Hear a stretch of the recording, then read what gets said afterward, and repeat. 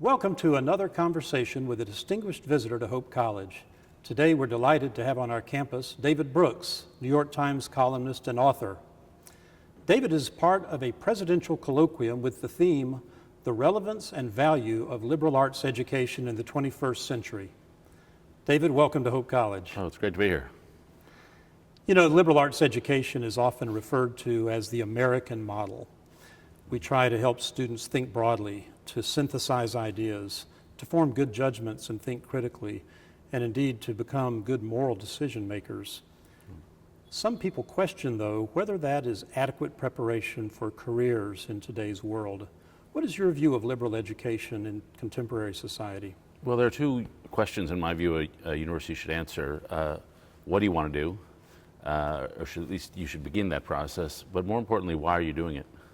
And that why question is at the core of a liberal arts education. What ultimately we're here for, who you are, what you love. And I think a lot of what colleges aim to do, and especially liberal arts colleges, is give students new things to love. They come from their high schools and they love their parents and they may have found a subject or two, but you find in a liberal arts college artist you love, a field of study you love, a science you may love, and sometimes those love affairs last for a lifetime and they become the vocation. And so teaching people to love and giving them new things to love is part of what a liberal arts college does. And there are a couple pieces to that. One is how to love. And when you listen to a music or you read a poem or read a novel, you don't have new knowledge maybe, but you have a new experience. And you widen your repertoire of emotions. And so what a liberal arts college is that gives you the emotional depth to fall in love with somebody or something. And so that stuff sounds soft and squishy, but if you don't have that stuff, you're just drifting through life. As you travel about, you've had the opportunity to visit a number of faith-based institutions, and at a college like Hope with a Christian mission, we see it as an important part of our work to help students answer their big questions, to actually invite those questions, questions about who am I, who is God, what is the meaning, and to provide them with a place where those questions can be sorted out in a way that forms identity, forms a sense of self, a sense of belief. That is not the mission or the priority of every educational institution. From what you've seen, how would you describe the value or even the added value of an approach that emphasizes the formation of faith? Yeah, I'd say that you see a couple of things and the difference between secular students, students at secular universities and students at Christian or Jewish or any religious university. The first is just the focus of attention. It's very possible to go through a secular university and not to think too much about your soul. You're thinking about your student activities, you're thinking about the economy, you're thinking about the science, and you're busy. You're just busy all the time with external stuff. And the internal stuff is not a subject of lunchtime conversation, and you're not just being reminded of it on a daily basis. And so it's easy to just let it slip from your mind and sort of drift through. At a faith-based institution, that almost never happens. We were here in this chapel a few hours ago for the chapel service. Voluntary and people coming enthusiastic, some raising their hands in song and prayer. And so it's just on the mind. And I find that's part of the curriculum. A biology professor gave a little talk. It's integrated into the teaching. And then I find it's on the minds at late night in the dorms and over the lunch table. It's just on the minds and it's something worth talking about. And I have been in conferences where you get some secular students and some Christian students. And when you talk about what's going on in the soul, the secular students from those universities, the alumni, are thrilled. Oh, we never get to have this conversation.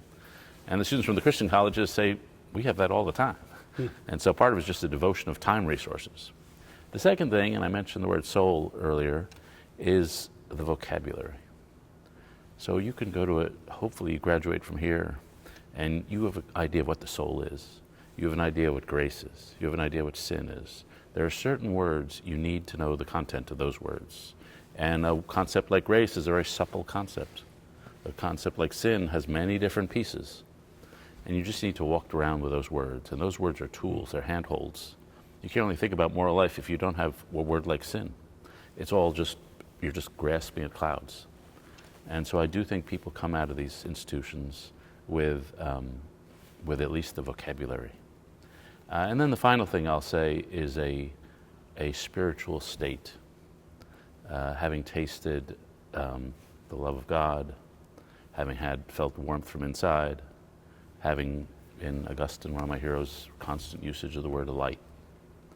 And so it's pretty likely, I would think, if you spend much time around a place like this, somewhere over the course of 4 years, you will have a transcendent experience. And that's the kind of thing. I have a friend who I teach with named Christian Wyman at Yale, and he says sometimes faith is just scattered, transcendent, unexpected experiences, and in the dry moments you just try to stay faithful to those experiences. And I think it's easy to go through life in a mainstream culture without having them. And so I would say those three things would be the pieces I'd emphasize. It's important in undergraduate education anywhere to prepare students for making good decisions, because very early in young adulthood, people begin to make important decisions that can have lifelong implications, decisions about things like marriage, career decisions.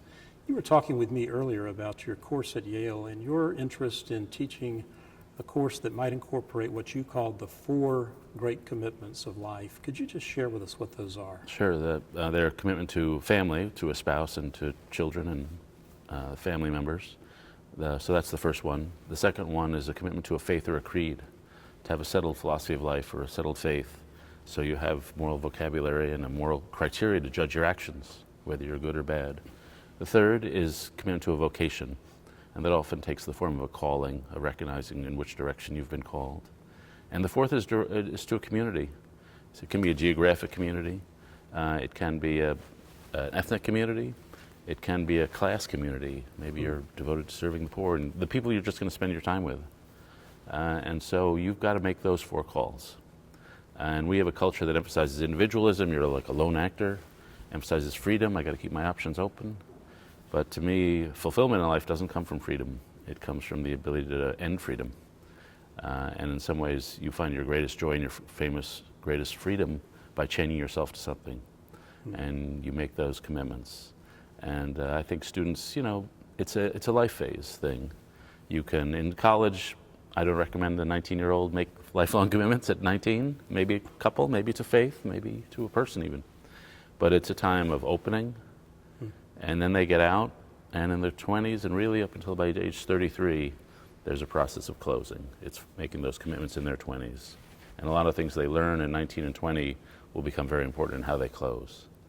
And then later in life, maybe they have kids and they go away, or they retire, and it opens again. And so it's not just one thing, it's a series of openings and closings, and life can have many different pivot moments. But the ability to make those commitments and to decide and then to commit. And to me, the best definition of a commitment is falling in love with something and then building a structure of behavior around it for when that love falters. Because the love isn't always going to be there, but you have to have a structure of behavior so you'll continue. And so it's endurance over time. And I don't know how I'm going to teach this class, but I'm interested in teaching that class. Well, those are wonderful insights, and it's an inspiration, not just for your class, but for the work that I think we're called to here at Hope College. We have been visiting with David Brooks, New York Times columnist, who is on the Hope College campus for the Presidential Colloquium on Faith-Based Liberal Arts Education. Thank you, David. Thank you.